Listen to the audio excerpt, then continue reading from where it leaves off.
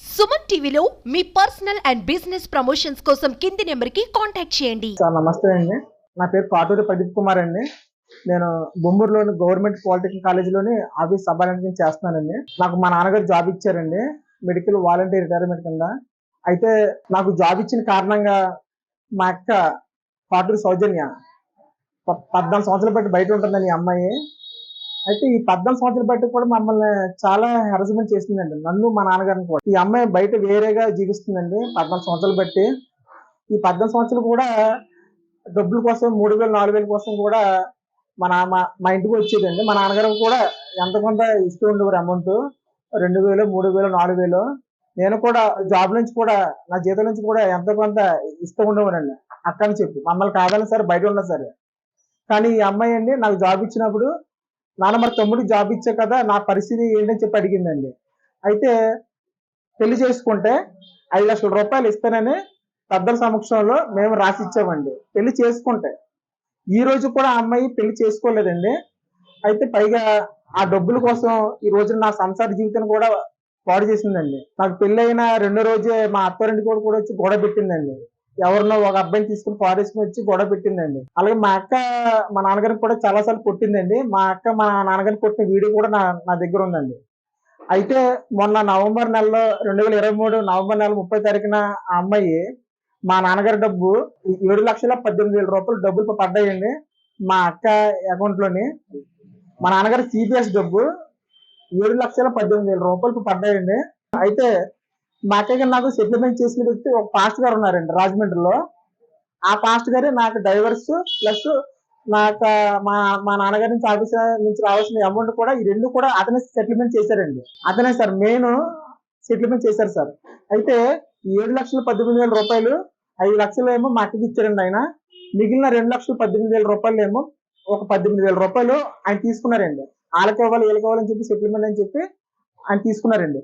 మిగిలిన 2 లక్షల నాకు డైవర్స్ నిమిత్తం నేను ఆయనకు ఇవ్వాల్సిన ఖర్చు నిమిత్తం డబ్బులు కట్ చేసుకుని నా చేతికి 48,000 ఆయన డబ్బు ఇచ్చాడండి.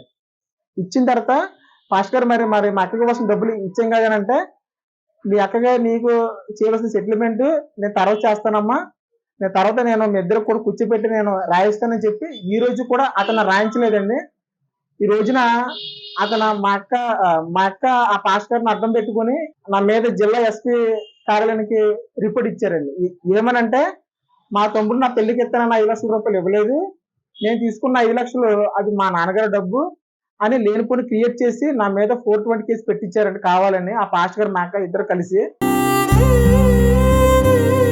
నాకంటే ఎవరు లేరండి, మాకంటే ఎటువంటి ఆస్తులు కూడా లేవండి. మా ఫాదర్ చనిపోయారు సార్, మదర్ కూడా చిన్నప్పుడు చనిపోయారు సార్, ఎక్స్పైర్ అయిపోయారు సార్. నాకు ఈ రోజు పర్మిట్ కాలేదండి.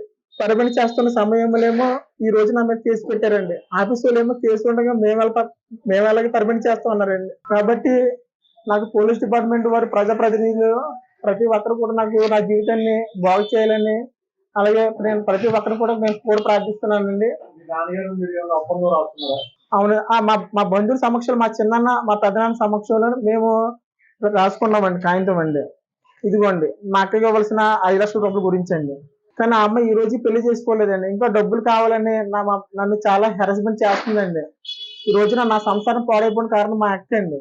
ఇంకా నా జీవితం ఇంకా నాకు మ్యారేజ్ కాకుండా చేద్దామని, నన్ను జైలు పంపిద్దామని, నా ఉద్యోగం చేద్దామని మా అక్క ఆ పాస్టర్ కలిసి పన్నాగం చేస్తున్నారండి. కన్నా నాకు న్యాయం కోరుతున్నాను సార్. ఎందుకంటే నాకు ఉన్న దాంట్లో నేను డబ్బులు ఇచ్చానండి మా అక్కకి అండి. ఇంకా డబ్బులు కావాలంటే నాకు ఇచ్చే పరిస్థితి లేదు. నాకు వేరే మార్గం లేదు సార్. నాకు ఆల్రెడీ మా నాన్నగారు చేసిన అప్పుల గురించి నాకు ప్రతి నెలకు నాకు కటింగ్ అవుతుందండి. ఆల్రెడీ ఒక కటింగ్ అయిందండి, ఇప్పుడు 2 కటింగ్ అండి. ఇలా నేను ఇప్పుడు 10 సంవత్సరాల వరకు నాకు ఇలా కటింగ్ అవుతూ ఉంటుందండి. ఎందుకంటే మా నాన్నగారు చేసిన అప్పులు చిన్న కాదండి, చాలా లక్షలండి. అది కూడా కొంతమంది షూరిటీ పెట్టడం వల్ల అలాగా అయిపోయిందండి. మా నాన్నగారు అసలు అప్పులు చేయలేదండి. చేస్తే ఒక 2 లక్షలు 3 లక్షలు తప్ప లేదండి. అయితే మా నాన్నగారు అలాగే షూరిటీ పెట్టడం వల్ల ఆఫీస్కి 26 లక్షలు కట్టమని వచ్చిందండి. నేను ఇప్పుడు మా ఉద్యోగం తీసుకున్న పాపానికి నేను మా నాన్నగారు అప్పు తీర్చాలా, నాకే ఇంకా డబ్బులు ఇవ్వాలండి. ఎక్కడి నుంచి చేస్తాను సార్ నేను? నేను ఒకటే కోరుకున్నాను సార్. నాకంటూ ఒక ఫ్యామిలీ గురించి నేను ఎవరన్నా ఒక అమ్మాయిని పెళ్లి చేసుకుని 2 పిల్లలతో నేను ఒక చిన్న కుటుంబాన్ని నేను ఏర్పరచుకున్నాను. నేను అనుకుంటున్నాను సార్. ఎందుకంటే నాకు కార్ల మీద అది తిరగాలని డబ్బు సంబంధించి నాకు ఏం లేదు సార్. నాకంటూ ఒక చిన్న కుటుంబం ఉంటదని నేను ఆశపడతాను సార్. ఎందుకంటే నాకు వెనక ముందు నాకు ఎవరు లేరు సార్ నాకు. మా అక్క వల్ల నాకు 10 సంబంధాల వరకు నాకు రాకుండా అయిపోయింది సార్. ఎందుకంటే సార్ సంబంధానికి వెళ్తుంటే నాకు ఆల్రెడీ పెళ్లి అయిందండి. ఒక అమ్మాయి నన్ను మోసం చేసింది సార్. దాని గురించి నేను తర్వాత మాట్లాడతానండి. ఇప్పుడు నేను ఆ పాస్టర్ మా అక్క కలిసి నన్ను చాలా బాధపడుతున్నారండి. నేను ఆ పాస్టర్‌కి ఇంకా ₹2,00,000 బాకీ అండి. ఆ పాస్టర్ గారి దగ్గర ఇంకా చెక్ బుక్‌లు, నోట్లు కూడా ఉన్నాయండి. ప్రతి నెల ₹5,000 నేను వడ్డీ కడుతున్నానండి ఆ పాస్టర్ గారికి. ఇంకా నన్ను హెరాస్మెంట్ చేస్తే ఏంటి సార్ నాకు ఏ మార్గం లేదండి. ఉద్యోగం చేస్తాను కానీ నాకు 4 సంవత్సరాల పాటు నాకు మనశ్శాంతి లేదండి. మా అక్క చాలా ఇసిగిచ్చేస్తున్నారు. ఈ రోజున సమాజం తలదించుకునేలాగా ఆ అమ్మాయి బతుకుతుందండి. ఎన్నో సార్లు నేను పోలీస్ డిపార్ట్మెంట్ వారికి చెప్పాను కానీ అసలు వాళ్ళు అంటే ఆ అమ్మాయి కాబట్టి తన పట్ల మాట్లాడతారు కానీ నా పట్ల మాట్లాడతలేదండి. కాబట్టి కానీ మా అక్క సమాజం తలదించుకునేలాగా ఉంటుందండి ఈ అమ్మాయి ఈ రోజున. పెళ్లి చేసుకుంటే ఆ సంసార విలువ, ఆ జీవిత విలువ తెలుస్తదండి. పెళ్లి చేసుకోకుండా ఈ రోజున చాలా భయంకరంగా ప్రవర్తిస్తుందండి ఆ అమ్మాయి. కాబట్టి మహిళా సంఘాలు ప్రతి ఒక్కరు కూడా ప్రజా ప్రతినిధులు, పోలీస్ డిపార్ట్మెంట్ అందరూ కూడా మా అక్కకి మా అక్క మీద అలాగే ఆ పాస్టర్ గారి మీద చర్య తీసుకుని నా పట్ల నాకు న్యాయం చేయవలసిందిగా నేను కోరుతున్నానండి. అంతే, థాంక్స్ అండి.